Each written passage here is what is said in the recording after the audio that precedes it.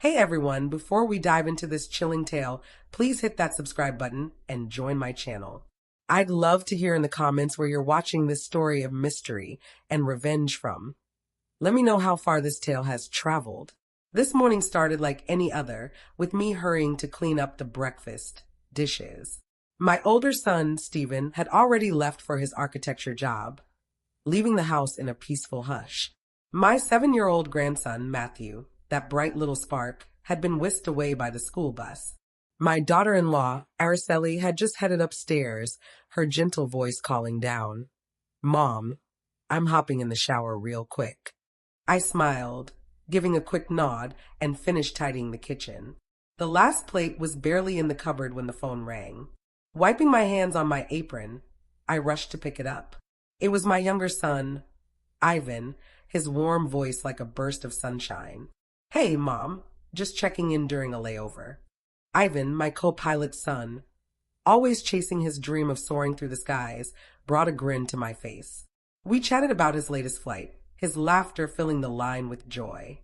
But then his tone shifted, hesitant, almost uneasy. "Mom, something bizarre just happened. Is my sister-in-law at the house?"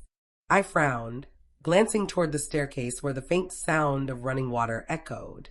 "Of course, sweetheart. Araceli's upstairs showering," I said confidently. She'd spoken to me not 10 minutes ago, wearing her favorite white blouse. How could I be mistaken? But Ivan went quiet, his breathing audible through the phone. When he spoke again, his voice was low, stunned. "Mom, that can't be right. I'm holding her passport right now. She just boarded my flight to France." I chuckled, thinking he'd mixed something up. "Oh, Ivan, you must have seen it wrong. I just talked to Araceli. She's here, about to shower." I tried to sound calm, reassuring, but Ivan didn't laugh. His voice grew deliberate, like he was piecing together a puzzle.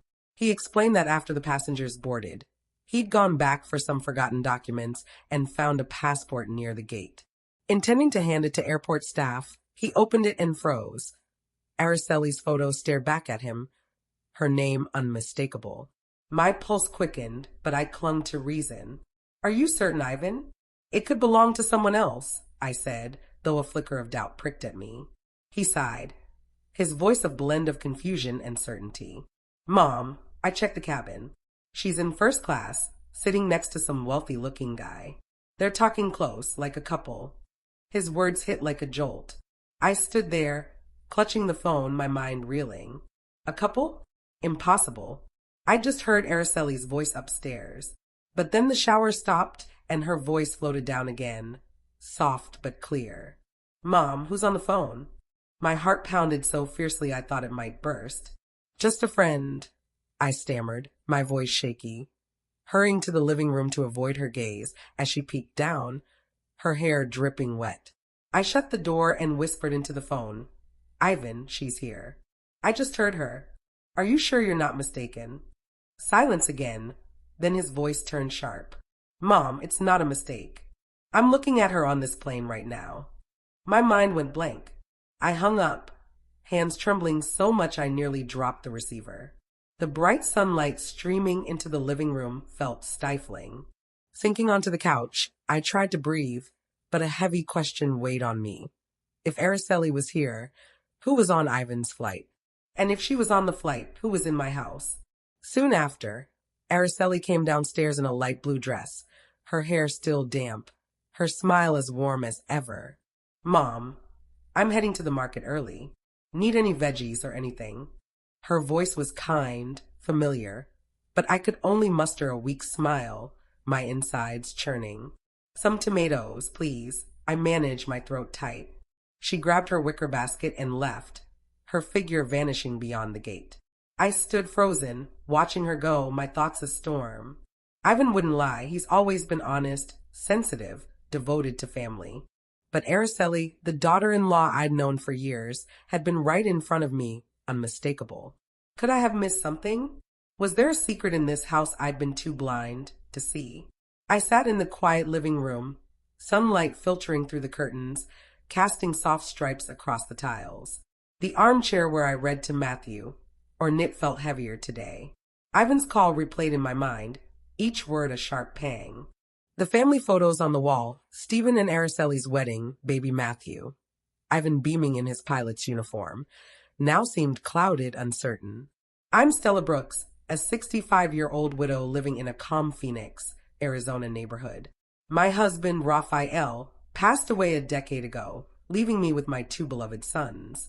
Stephen, my eldest, is a dedicated architect, always buried in his designs. Ivan, my youngest, fills me with pride as a pilot living his childhood dream. My world centers on Stephen's family, Araceli, Matthew, and our quiet home. Araceli always seemed perfect, beautiful, hardworking, flawless in how she cared for Matthew. I still recall their wedding, a joyful celebration in her parents' modest yard, her confident smile radiant. I used to feel so lucky to have her. After Araceli left for the market, I sat clutching the tablecloth, Ivan's words forcing me to rethink small details I'd dismissed. Some days, Araceli would leave for the market or to visit friends, but when she returned, she seemed off.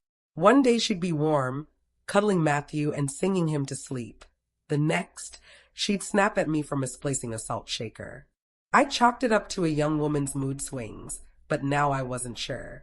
A few months ago, I'd seen her write a grocery list with her right hand, her penmanship neat and precise. But the next day, she used her left, her writing looser, more ornate. When I asked, she laughed it off, just playing around, Mom. Practicing. I hadn't thought much of it then, but now it gnawed at me. Lost in thought, I was startled when Matthew burst in, his backpack bouncing as he hugged me. Grandma, my teacher said my drawing was awesome today, he chirped.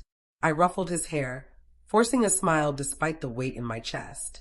He showed me his notebook, pointing to 2 pages. Look, Grandma, yesterday Mom helped me with homework, and her writing was so nice with her right hand. But today she used her left, and it's all messy. My heart sank as I studied the pages, one with tidy letters, the other jagged. She was probably tired, sweetie, I said, masking my unease. But Matthew's innocent eyes held a flicker of confusion. Grandma, Mom's weird. Some days she hugs me so tight, but others she barely notices me. His words cut deep. I hugged him, hiding my turmoil. Then the doorbell rang. It was Mrs. Collins, my neighbor, holding a plate Araceli had given her yesterday. Her kind smile carried a hint of curiosity. Stella, your daughter-in-law's so sweet, but I noticed she handed me this plate with her left hand. Didn't you say she's right-handed? Maybe she uses both. I forced a smile. Could be, Helen. Want some tea? She came in, but her comment lingered like a splinter. Even the neighbors had noticed. After she left, I sank onto the couch, hand on my chest, feeling as if the world was closing in. Later, in the garden, I watered my daisies, the setting sun casting long shadows. But my mind was elsewhere, tangled in Matthew's words, Mrs. Collins' observation, and Ivan's insistent voice. Was I too old to see what was happening in my own home? Or had I been ignoring the truth, clinging to the perfect family I'd always wanted? When Araceli returned, carrying her basket with her left hand, I froze. She'd always used her right, for chopping vegetables, brushing Matthew's hair. What did you get? I asked, striving for calm as suspicion swelled. She smiled brightly. Tomatoes, cilantro, and some fresh fish. I'll make that roasted fish you love tonight, Mom. Sound good. Her tone was warm, but I couldn't stop watching her hands. Right? Left? I nodded, turning away to wipe the table, my heart racing. Was I imagining things, or were these clues screaming at me? At dinner, the family gathered. Stephen, exhausted from work, still smiled at Matthew, asking about school. Araceli ate gracefully, reminding Stephen, Honey, don't forget the parent-teacher conference next week. Take the day off. I watched her, searching for the daughter-in-law I adored, but Ivan's words haunted me. She's in first class with a man. I bit my lip, the anguish like a stone in my throat. 3 days later, everything shifted. During dinner, Matthew accidentally spilled water, soaking the tablecloth. I grabbed a rag, chuckling, It's okay, sweetie, just be careful. But Araceli's face darkened. Matthew, why are you so careless? She snapped. I stared, stunned as Stephen frowned. Araceli, it was an accident, he said quietly. She glared, eyes flashing. You always take his side, making me the villain. The table grew tense. Matthew's eyes filled with tears. I hugged him, my heart aching. Just days ago, she'd been so gentle, reminding him about school. Now she was someone else. I sat silently, watching her, the pieces piling up. Today, irritable, using her left hand. Days ago, sweet, using her right. These differences were stacking in my mind like an unfinished puzzle. I told myself to stay calm, but every glance at Araceli felt like seeing a stranger. A few days later, walking Matthew to school, he gripped my hand and stopped on the cobblestone path. Grandma, he said sadly, yesterday Mom was so patient teaching me to write, and her handwriting was beautiful. But today, she wouldn't even look at my homework. She told me to do it alone. I knelt, meeting his clear eyes, my heart breaking. She was just busy, honey, I said, my voice wavering. But his disappointed gaze mirrored my own confusion. How could a 7-year-old understand what I couldn't? That night at dinner, Araceli pulled a notebook from her bag and began writing with her left hand. Stephen, serving himself, laughed. Since when do you write with your left hand? It looks so odd. Araceli froze, her lips curving into a strained smile. Just playing around, sweetheart, she said lightly, tucking the notebook into her bag with a swift motion. But I caught the flicker of unease in her eyes. Stephen shook his head, staying silent, though I could tell he'd sensed something off too. I sat there, my fingers tight around my spoon, forcing a neutral expression while doubt simmered inside me, growing like a quiet flame. One morning, I grabbed an empty spice jar and walked down the familiar cobblestone path to Mrs. Collins' house. Araceli had borrowed it weeks earlier, claiming it was for her favorite chili recipe. When Mrs. Collins opened the door, her warm smile greeted me. Stella, come in. I'll brew some coffee, she said, a dishcloth still in her hand. I handed her the jar, planning to thank her and leave, but she ushered me to a wooden chair in her cozy kitchen.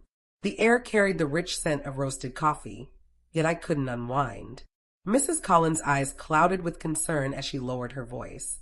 Stella, don't take this the wrong way, but has your daughter-in-law been acting different?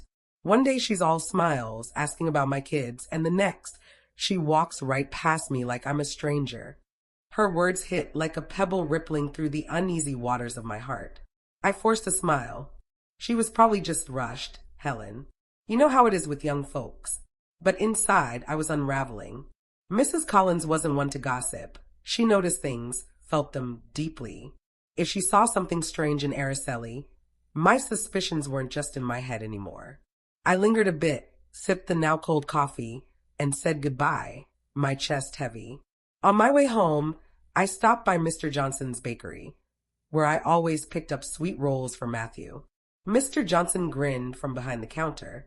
Mrs. Brooks, what's for the little guy today? I ordered some pastries, and he leaned in. You're Stephen's mom, right? His wife came in the other day, so friendly, raving about my bread. But this morning, she was all frowns, bought her loaf, and left without a word.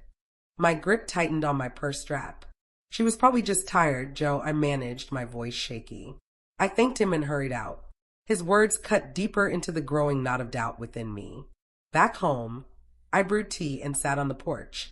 A gentle breeze carried the scent of garden daisies. I watched the street leading to the market, where Araceli often walked. Then I saw her coming back, shopping bag in hand, her voice flat as she said, "Afternoon, Mom."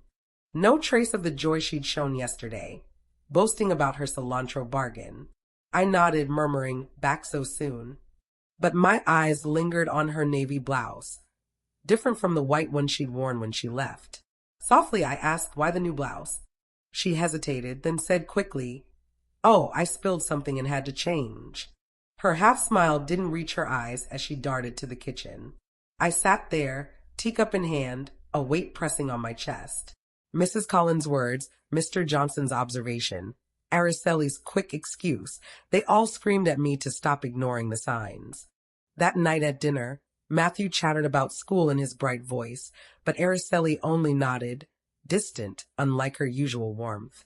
When Stephen asked, "You done eating so your mom can clear the table?" Matthew turned to me, his voice small. Grandma, Mom didn't sing to me tonight. But yesterday, she sang that song, Cielito Lindo, the one you always sing. It was so pretty. I glanced at Araceli, who was serving herself food, unfazed. Matthew's words pierced me. That lullaby, Cielito Lindo, was something only Araceli and I knew in this house. Why sing it yesterday, but not today? Why the sudden shift? I cleared the plates, but my mind was elsewhere. I recalled Araceli leaving the house, saying she was visiting a friend, only to return with a strange look. Once, she brought home fresh flowers, claiming a friend gave them to her. Another time, she snapped when I asked why she was home so late. I'd brushed these off as nothing, but now they felt like fragments of a larger secret. I didn't want to believe Araceli was hiding something, but every word, every gesture fueled my unease. After cleaning the kitchen, I sat at the dining table, pulling an old notebook from a drawer. My hand trembled as I wrote. 3 p.m. Araceli heads to market, returns 6 p.m. in blue blouse. Mood sharp. I didn't know why I was doing this, but I couldn't pretend everything was fine. I kept writing. Yesterday, sang tenderly to Matthew. Today cold, no song. Each line felt like carving my fears into stone. The notebook was filling up with notes about Araceli, each one a brushstroke in a picture I was afraid to face. Sitting in the kitchen, staring at the pages, I knew I couldn't keep this inside anymore. The doubts were like waves, crashing and leaving me adrift. I needed someone to confide in, someone who wouldn't judge. Carol, my lifelong friend, came to mind, our days knitting under a tree, sharing our lives. I grabbed the phone, my voice unsteady. Carol, you free this afternoon? Can we meet at the corner coffee shop? I need to talk. Her warm voice came through instantly. Stella, I could tell something's off. I'll be there. A flicker of relief hit me, but the weight remained. I wrapped my old shawl around me and headed to the coffee shop, its familiar wooden tables and roasted coffee scent unchanged. I chose a dim corner table for privacy and sat, clutching my hot coffee, my heart cold. How could I admit I was doubting my daughter-in-law? Carol arrived, her light sweater and bag of fresh vegetables in tow. She sat, her sharp yet kind eyes meeting mine. Stella, your face says it all. Something's wrong. Spill it. I took a shaky breath, words catching in my throat. I summarized everything. Ivan's call about Araceli's passport, the woman on his flight, the odd details I'd noted, her switching hands to write, her moods flipping like a switch. I pulled out the notebook and handed it to her. It's all here. I don't know if I'm imagining things, but I can't ignore it anymore. Carol read my scrawled notes, her brow furrowed. You've caught everything, Stella, she said gravely. It's like she's a different person every time she comes back. What do you think's going on? I gripped my cup, shaking my head. I don't know, Carol. I'm scared. Scared she's hiding something. Scared of breaking my family if I dig deeper. But I can't stop, I need the truth. For Stephen, for Matthew. Carol set her cup down, her gaze firm. You can't fool a woman's instinct, Stella. What's your gut saying? Something's not right. You have to find out. I whispered, what if I'm wrong? What if I hurt Stephen? She cut me off, resolute. Trust yourself. If you don't get answers, the doubt will eat you alive, and you won't protect Matthew or Stephen. Just then, Mrs. Jenkins, the market vegetable vendor, walked in and smiled at me.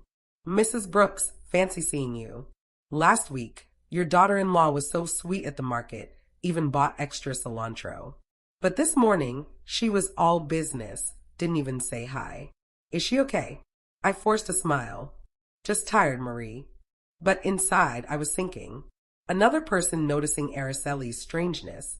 I thanked Mrs. Jenkins, watched her leave, and turned to Carol, panic in my eyes.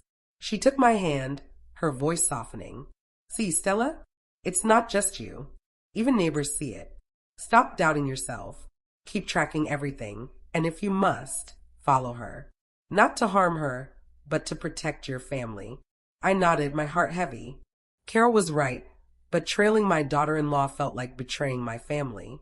I'd spent my life nurturing this home, and now I faced something unthinkable. investigating one of my own. That afternoon, Araceli left with her red basket. "Mom, off to the market," she said softly. I nodded. But once she was out the gate, I opened my notebook. 3 p.m. Araceli leaves for market with red basket. Calm demeanor. I watched the clock, each minute dragging. At 6 p.m., she returned, but her basket was blue. Startled, I asked, "New basket?" She smiled tightly. "Yeah, the old one broke. A friend lent me this." I nodded, but my hand shook as I wrote. Return 6 p.m. with blue basket, voice hurried. My notes were stacking up, each one pulling me closer to the truth and further from the trusting mother I'd always been. That weekend, with Stephen at work and Matthew at a school event, the house was quiet, just Araceli and me. I wiped the dining table, trying to drown out my doubts. Then Araceli came downstairs in a pale yellow floral dress, radiant as in her early married days. "Mom, heading to the market," she said softly, grabbing her wicker basket. I smiled, but a voice inside urged, "Follow her, Stella. Find the truth." I didn't hesitate. Grabbing my shawl, I draped it over my head and followed at a distance. The sun beat down, sweat trickling down my back, but I pressed on. Araceli strode down the cobblestone street toward the market, but suddenly veered left into an alley in a rundown neighborhood. The houses were cramped, paint peeling, roofs rusted. My heart raced as I hid behind parked bicycles. Araceli didn't look back. She slipped into a narrow, shadowed alley. I ducked behind a mechanic's shop, watching her stop at an old wooden door, knock softly, and vanish inside. My breath caught, my mind spinning. What was she doing here? This wasn't the market or any friend's house she'd mentioned. I wanted to confront her, but my feet felt rooted. Fear of the truth, of shattering everything, held me back. I turned home, each step heavier, questions piling up. As I pushed open the gate, I froze. Araceli was in the kitchen, chopping vegetables, now in a white blouse, her eyes cold and sharp. "Where'd you go, Mom?" "Just getting back." My mouth went dry. I'd just seen her enter that alley in a yellow dress. How was she here? And this blouse? I stammered, "Just a walk." She nodded, her gaze chilling me. I fled to my room, pretending to search for something, desperate to calm my racing heart. That night, as I knitted, Matthew ran in, cheeks flushed from play, sobbing. "Grandma," Mom yelled at me for dropping a pencil. Yesterday, she was so nice, hugged me. I held him close, stroking his hair, but inside I burned. "She's just tired, sweetie," I said, my voice wavering. He buried his face in my shoulder, whispering, "Grandma, I want yesterday's Mom." I hugged him tighter, fighting tears. His words carved my doubts deeper. I couldn't sleep that night, staring at the ceiling as images replayed. Araceli in the yellow dress entering the alley, then in the white blouse in the kitchen. Ivan's voice echoed, "She's on my flight." I grabbed the notebook and wrote, trembling, "Maybe they're not the same person." The words felt like a curse. The next morning, I resolved to return to the alley. I couldn't live with the doubt. I took the family photo from the living room, Araceli beaming beside Stephen and Matthew, and left, terrified but determined. The alley was as grim as before. I stopped at a corn stand where a woman fanned charcoal. Showing her the photo, I asked, "Have you seen this woman here?" She nodded. "Oh, yes, she's often at number 14, over there." My heart pounded as I thanked her and approached the house. Number 14 loomed, its walls stained, door peeling, a wilted daisy in a pot by the window. My hand shook as I knocked, each sound a hammer to my chest. The door opened, and I stood speechless. Before me was a woman identical to Araceli. Her face, her frame, her long black hair. Her eyes were wide with fear, and her trembling hands clutched a tattered cloth. My words faltered, voice cracking. "Araceli." The young woman flinched, her grip tightening on the rag as she tried to force the door closed. But then, a gentle yet resolute voice came from within. "Isadora, stop hiding. You know this isn't right either." I glanced up and saw another woman step out from the shadows, standing just behind the one who looked so much like Araceli. She was slender, her hair pulled into a neat bun, her expression warm but sharp with intelligence. She met my gaze and gave a faint smile. I'm Lucy Miller, Isadora's roommate, Mrs. Brooks. Please come inside. It's time you learn the truth. I inhaled deeply, steadying my shaky legs, and stepped into the modest house with its tin roof. The walls bore stains, the concrete floor was fissured, and a faint antiseptic scent lingered. In one corner, an elderly man coughed faintly, lying on a worn cot draped with a threadbare blanket. The room felt oppressive, but I followed Lucy's gesture and sat in a wooden chair. The woman who resembled Araceli bowed her head, her voice barely audible. I'm sorry. I'm not Araceli. I'm Isadora. My mind spun, speechless. Isadora. The name felt foreign, yet her face was hauntingly familiar. I gripped my hands together, struggling to keep my voice steady. Explain why you look exactly like my daughter-in-law and why you've been at my home. Isadora lifted her gaze, her eyes heavy with remorse, but she didn't respond right away. Lucy sat beside her, pouring water from a chipped plastic pitcher, and began to speak. Isadora's family is struggling, Mrs. Brooks, she said evenly. Her adoptive parents are gravely ill, especially the man over there. Years ago, Isadora met Araceli by chance at a market. They were like mirror images. Araceli saw an opportunity and offered Isadora money to impersonate her for a few hours when needed. Isadora resisted, but the money was vital for her family's medical expenses. I looked at Isadora, her head lowered, clutching the cloth so tightly her knuckles whitened. Impersonate her for what? I demanded, disbelief sharpening my tone. Why would Araceli need a stand-in? Isadora's voice quivered as she answered. I don't know everything, ma'am. She'd just say, stay at the house for a bit, run errands, look after the boy, and she'd pay me well, enough for my parents' medicine. I didn't dare ask more. Tears streamed down her face as she bowed her head. My chest tightened, and suddenly, the oddities of recent months clicked into place. The shift in handwriting, the mood swings from warm to distant, the voice that alternated between soft and sharp. It all made sense now, like a puzzle I'd refused to solve. Lucy's gaze sharpened as she continued. I once saw Araceli with a polished man named Charles Thompson. I overheard them at a cafe, calling each other honey with affection. Isadora was waiting in the car, unaware of what was happening. The name Charles Thompson pierced me like a blade. I recalled Ivan's words, she's in first class with a wealthy man. The room seemed to tilt. My trembling hands knocked over the water glass, and though Lucy hurried to clean it, I waved her off. My voice broke. Araceli's betraying my family. Isadora sobbed, her words choked. I'm so sorry, ma'am. I never meant to harm anyone. I just wanted to save my parents. Looking at her, Araceli's face, but with eyes full of regret, I wanted to be furious, to shout, but all I felt was pity. She wasn't the schemer. She was a pawn in Araceli's game. Everything was unraveling. I stood, forcing my voice to stay firm. Isadora, do you know where Araceli is or what she does when you're pretending to be her? She shook her head, tears falling. No, ma'am. She just told me what to do and paid me. I didn't ask more. Lucy placed a comforting hand on Isadora's shoulder and turned to me. Mrs. Brooks, this is painful, but Isadora is a victim too. She had no choice. I glanced around the humble home, hearing the frail cough from the cot. I understood Isadora's desperation, but the sting of betrayal lingered.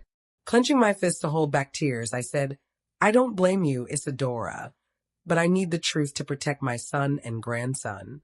I stood, the weight of the world pressing down. Thank you, Lucy, for being honest. I'll return. Stepping outside, the bright sun blinded me, but my heart felt frozen. The next morning, I returned to that narrow alley, its stained walls and peeling door now etched in my mind. The sun burned, but a chill gripped me, carrying the weight of unanswered questions. I knocked on number 14, clutching a family photo like a talisman for courage. This time, Isadora opened the door with a calmer, though still timid, expression and welcomed me in. The house remained unchanged, the disinfectant smell, the faint cough from the cot. I sat in the same creaky chair and looked at Isadora, her simple blouse and loose bun betraying exhaustion but not fear. Taking a deep breath, I said softly, Isadora, I need to meet your adoptive mother. I have to understand this. She nodded and led me to a corner where a frail woman with white hair lay, her clouded eyes fixed on the ceiling. This was Mrs. Jones, Isadora's adoptive mother. I gently took her fragile hand. I'm Stella Brooks, Stephen's mother, Araceli's husband. Mrs. Jones turned to me, her breathing labored, and whispered, Isadora is not my blood. I adopted her as a newborn. Her words hit like a thunderbolt. My heart raced, but I kept my voice steady. Please, tell me how it happened. With a cough, she began a story I wasn't ready for. Years ago, I was a nurse in a small-town hospital, she said, her voice shaky. A poor family had twins but couldn't keep both. The mother sobbed, saying they could only raise one. The other would be abandoned. I couldn't bear it, so I took her in. That's Isadora. She paused, coughing, then looked at Isadora with deep affection. I raised her as my own, but she's always longed to know her real parents. I have only my love in this house to offer. Gripping the chair, my mind reeled. Do you know who her biological parents were? I asked, my voice trembling. Mrs. Jones shook her head. Just a poor family from a nearby town. I didn't ask more. I only wanted to save her. I turned to Isadora, who stood with tears streaming down her face. Mrs. Brooks, I know nothing about my birth parents, she said, her voice breaking. When I met Araceli, I thought she might know something since we look so alike, but she never said anything. My breath caught. I asked Mrs. Jones for any old documents, hoping for a clue. She pointed to a worn dresser, and Isadora retrieved a faded envelope. Inside were hospital papers with Isadora's birth date.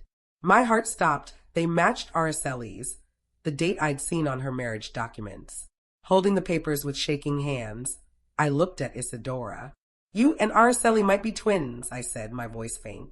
Isadora collapsed in tears, covering her face. So Araceli's my sister? Why didn't she tell me? Why did she make me do this? My heart shattered.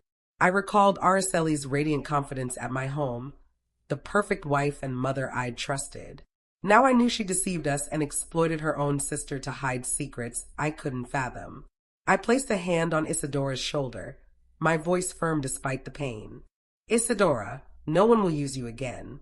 I'll help your parents with their illness, but you must help me uncover the truth for Stephen and Matthew. She nodded through tears. I'll help. I don't want to live this lie anymore. Her sincerity sparked a flicker of hope in the storm. Leaving the house, I walked through the lively market, its chatter and laughter a stark contrast to Mrs. Jones's words ringing in my mind.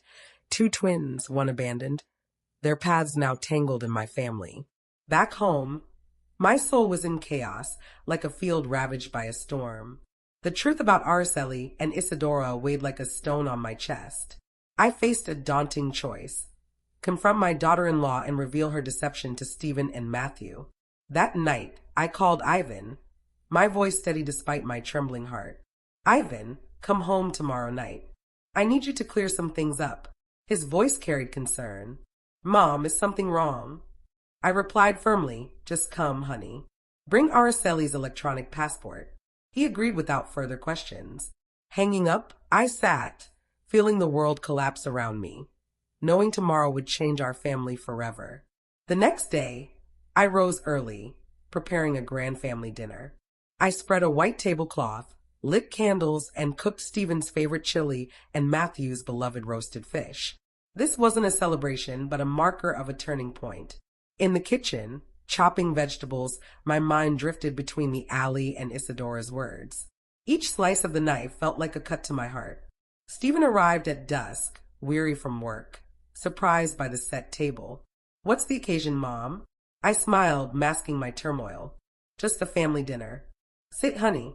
Araceli entered in a light blue dress, her smile tinged with unease. Matthew hugged my legs, exclaiming, Grandma, the fish smells amazing. I ruffled his hair, a lump in my throat, knowing his innocent joy might soon fade. At the table, the mood was initially warm.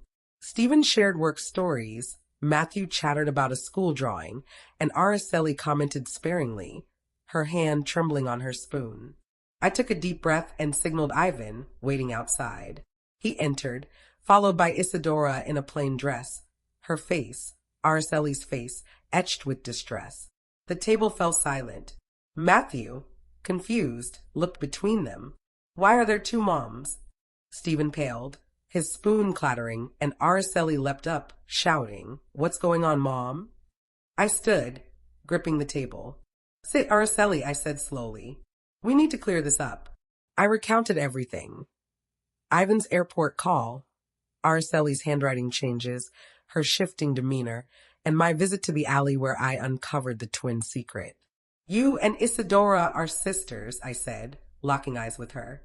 You used her to hide your secrets. Tell us the truth. Araceli trembled, her face ashen, and snapped. She's lying to shame me. But Ivan stepped forward, slamming a stack of papers down. This is your passport, showing you in France while you were supposedly home, he said coldly. Araceli stared at the documents, speechless. Matthew's small voice broke through, pained. Grandma, it's true. Sometimes Mom's so nice, sometimes she's mean. I don't like mean Mom. His words cut deep, and I fought back tears. Lucy, entering quietly, spoke up. I saw Araceli with Charles Thompson, calling each other honey. She paid Isadora to deceive you all. Stephen turned to his wife, voice breaking. Is it true, Araceli? After a long silence, she exploded. Yes, it's true. I have a lover. I'm done with this pathetic life, this family. Charles gives me everything. Her words detonated in the room. Stephen froze, fists clenched. Matthew sobbed, running to me. Grandma, what did Mom say? I held him, tears falling, as Araceli stood unrepentant. Stephen rose, voice shaking. Is that really how you feel? She stormed out without answering, the door slamming behind her. Isadora, quiet until now, spoke softly. Sister, you didn't need to hurt them like this. I only wanted to help. Araceli shot her a glare, but left in silence. The room drowned in heavy stillness. After that night, the house felt lifeless, stripped of Matthew's laughter and Stephen's stories. Araceli's cruel words left Stephen hollow and Matthew tearful. Everything had changed. A week later, Stephen and Araceli divorced. He returned from the courthouse, voice flat. Mom, she didn't even look at us, signed the papers, and left with that man like we meant nothing.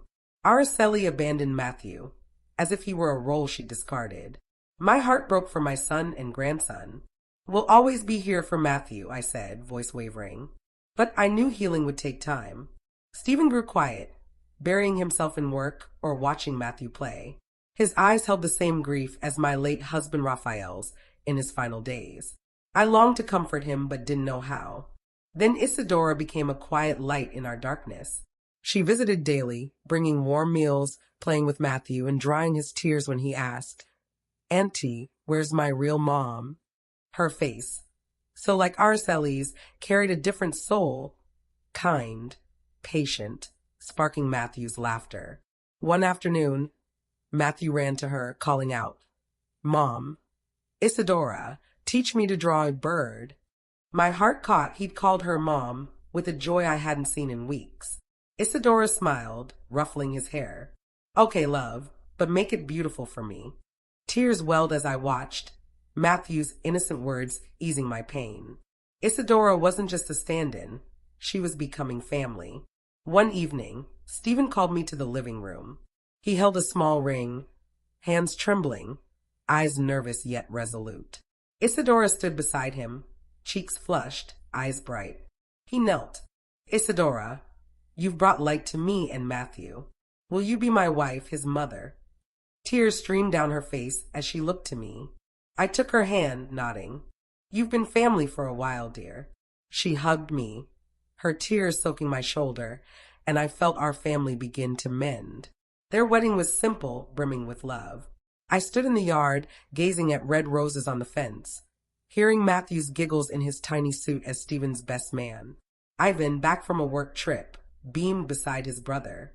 I sat in the front row, tears of joy falling.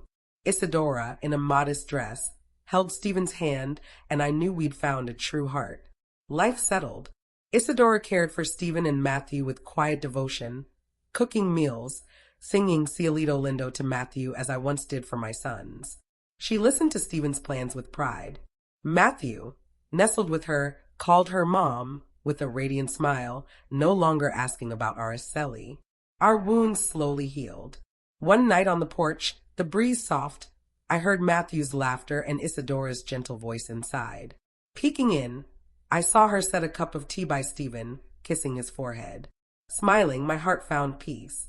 From Ivan's call to the alley's truth, the journey had been brutal. But as Raphael once said, the truth sets you free, Stella. It had, bringing Isadora and a brighter future. Names and places in this story are changed to protect those involved. We share it not to judge, but to inspire reflection on silent struggles in homes. If you were me, what would you do? Stay silent for peace, or face the truth to reclaim your voice? Share your thoughts. Every story lights another's path. God blesses courage, leading to better days. On the final screen, find 2 cherished stories from our channel. They'll surprise you. Thank you for staying with me.